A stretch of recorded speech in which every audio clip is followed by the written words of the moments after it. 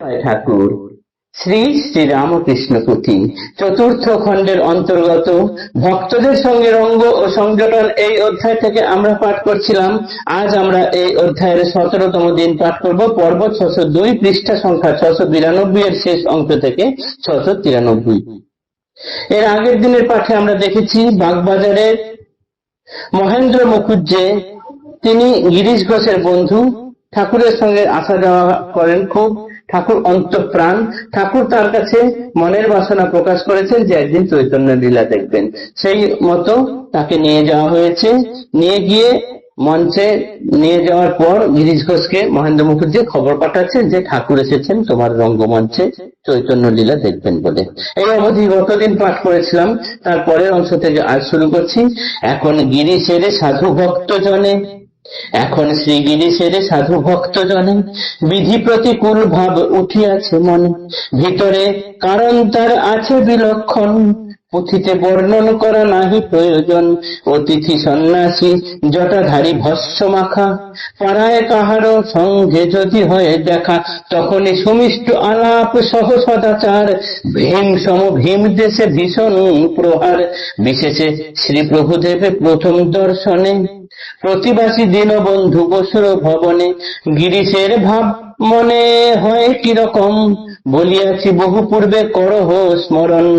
মঞ্চ মধ্যে আগমন সেই শ্রী প্রভুর, শুনিয়া শ্রী গিরিশের ভক্তি কত দূর, হৃদয় মাঝারে এবে হয় উদ্দীপন, বুঝিয়াছি সহজেই বুঝিয়াছ মন। গিরিশ না দেন কান কাহারো কথায়, বসিয়া দ্বিতলে নিজ আসন যেথায়, ভক্তগণে কহে পুনঃ গিয়া তার কাছে, শ্রীপ্রভুর আগমন দাঁড়াইয়া নিচে, সাদরে উপরে তাঁরে যত্ন সহিত, আনিয়া আসন দানে বন্দনা উচিত। অনুরোধে অনুকম্পা গিরিশের তবে, দ্বিতলে আনিতে আজ্ঞা করিলা প্রভু দেবে। স্বতন্ত্র আসন দিল দেখিবার স্থান, প্রভুরে ছাড়ান দিয়া রঙ্গমঞ্চ দান। দান টিকিটের দাম মঞ্চের উপায়, ভক্তদের কাছে সব করিল আদায়। গিরিশ প্রভুর কাছে গিয়া একবার, নিরখিল প্রভু দেবে নাই নমস্কার। মনে মনে কিবা ভাব হইল তখন, নিযুক্ত করিয়া দিল লোক একজন, বৃহৎ তালের পাখা ধরা তার হাতে, শ্রীঅঙ্গে বজন জন্য যতন সহিতে। এই তক কার্য আজি করি সমাপন, গিরিশ চলিয়া গেল আপন ভবন। সুন্দর বিচিত্র মঞ্চ কিবা শোভা পায়, নানাবিধ সাজসজ্জা যা সাজে যথায়। অভিনয় অভিনব ইংরেজি ডৌলে, মনোমুগ্ধ করে দৃশ্য যে দেখে সেই ভুলে। তাহে গৌরের গান ভক্তি রসে ছেঁচা, চিরভক্ত শ্রীপ্রভুর গিরিশের রচা। রাম গানে গায়ে গীত কণ্ঠ সুমধুর, বামা গণে গায়ে গীত কণ্ঠ সুমধুর, দেখিয়া শুনিয়া বড় আনন্দ প্রভুর। একবার হরি নাম শ্রবণে যাহার, হৃদয়ে উথলে ভক্তি প্রেমের জোয়ার। ঘন ঘন সমাধিস্থ না থাকে চেতন, আপনি খসিয়া পড়ে কোটির বসন। তাহার নিকটে হেন সুর লয় টানে, উদ্দীপক লীলা ছবি পট প্রদর্শনে। ভক্তি মাখা সঙ্গীত শ্রবণে কিবা হয়, কার সাধ্য বলে ইহা বুঝিবার নয়। অভিনয় সমাপনে ভক্তনি করে, ধরাধরি করিয়া আনিল শ্রী মন্দিরে। পরদিন অবিরত এই কথা হয়, কেমন সুন্দর মঞ্চ কিবা অভিনয়। গিরিশের কারখানা আশ্চর্য সকল, দেখিলে শুনিলে করে সহজে পাগল। অভিনয়ে অভিনয়ে না হয় জ্ঞান, আসরে গৌর নিজে যেন মূর্তিমান। ঠিক ঠিক হইয়াছে যেখানে যেমন, নকলে আসল ঠিক কইনু দর্শন। গিরিশের গুণবাদ হাজারো হাজার, করেন শ্রী প্রভুদেব সম্মুখে সবার। গিরিশ গিরিশ করি মত্ত প্রভুরায়, যতই কহেন প্রভু তবু না ফুরায়। এবারে গিরিশে হয় পূর্ণ আকর্ষণ, অমৃত ভাণ্ডার কথা ভক্ত সংযোটন। ঠাকুর গিয়েছেন রঙ্গমঞ্চে চৈতন্য লীলা দেখবেন বলে। এই অভিনয় সকলের মন কেড়ে নিয়েছে, তাই ঠাকুরও দেখতে চান। গিয়েছেন তো রঙ্গমঞ্চে। খবর পাঠানো হলো গিরিশ ঘোষকে। তিনি দোতলায় তার জায়গায় তার আসনে স্থির হয়ে বসে আছেন। কথা শুনলেন বটে, কিন্তু তার কোনো প্রতিক্রিয়া নেই।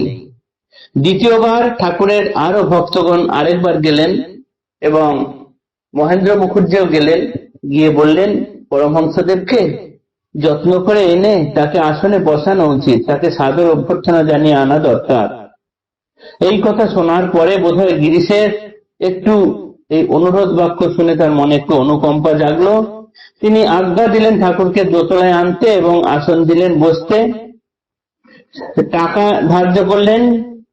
সকলের ভক্তদের কাছ থেকে সেই নির্দিষ্ট পরিমাণ টাকা না নিয়ে তিনি বসার অনুমতি দিলেন না। বসলেন। ঠাকুরকেও নির্দিষ্ট বসার আসন দেওয়া হলো। হঠাৎ গিরিশ ঘোষের কি মনে হলো, ঠাকুরের কাছে গেলেন, তাকে দেখলেন। দেখে মনে কি ভাব হলো বলা মুশকিল। তিনি একজন লোক ঠিক করলেন, বড় একটি তাল পাখা দিয়ে নাটক দেখার সময় যেন ঠাকুরকে হাওয়া করা হয়। কেননা তখনও বিদ্যুৎ পাখা ইত্যাদির আবিষ্কার হয়নি। তাই সুন্দরভাবে যাতে ঠাকুর নাটক উপভোগ করতে পারেন, তাই তার কাছে হাওয়া দেওয়ার একজন লোক ঠিক করা হলো। করে তিনি বাড়ি চলে গেলেন।